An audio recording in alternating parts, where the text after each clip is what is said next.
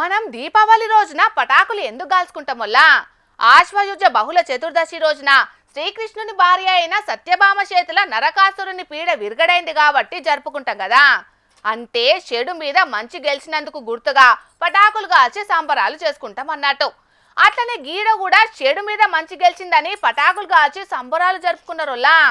మరి ఎవరికి మూడింది, వాళ్ళ సంబరానికి కారణమేంది, అట్లా పోయి చూసొద్దాం పాండ్రి.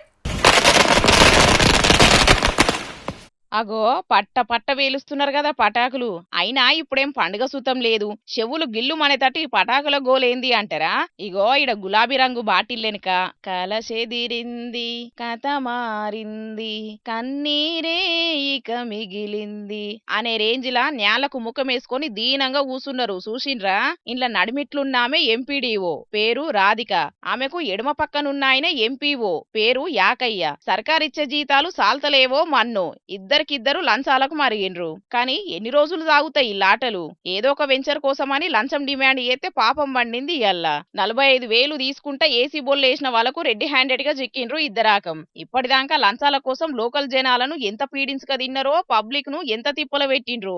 అందుకే పీడ విరగడైందన్నట్టు జనాలు సంబురాలు చేసుకున్నారు ఇట్లా పటాకులు కాల్చి. ఇక ఇప్పుడు ఈడ గానొస్తున్న మూడో మనిషి ఇవ్వాలని మీకు డౌట్ అనుమానం రావచ్చు, అచ్చే ఉంటది కదా. ఎంపీడీఓ పుత్రరత్న మటనుల్లా ఈ మూతవారి, పేరు నాగార్జున. ఈ లంచం కేసులో ఈ మూతవారిదేనట మెయిన్ రోలు. 45,000 ఎంపీడీఓకు అంటే తల్లికి 25,000, ఎంపీఓకు 20,000 ఇయ్యాలని బేరం దిగొట్టినట్టున్నాడు నడిమిట్లుండి. అట్లనే లంచం తీసుకుంటుంటే ఏసీ బొల్లు పక్కా ప్లాన్ తోని పట్టుకొని పైసలు తీసుకొని ముగ్గురిని అదుపులోకి తీసుకున్నారు. ఇంతకు ఇది ఎక్కడ జరిగిందో చెప్పలేదు కదా నుల్లా. మైబాద్ జిల్లా నర్సింహులపేటలో జరిగింది ఇది. మరిగా పబ్లిక్ మిమ్ల సూతం ఎవరన్నా లంచాల కోసానికి ఏడిపిస్తే సీదా ఏసీబీ అధికారులకు ఫిర్యాదు గాన్రి. కథ మొత్తం వాళ్ళే చూసుకుంటారు, మీకేం తిప్పలుండది. ఏమంటున్నాం, సరేనా?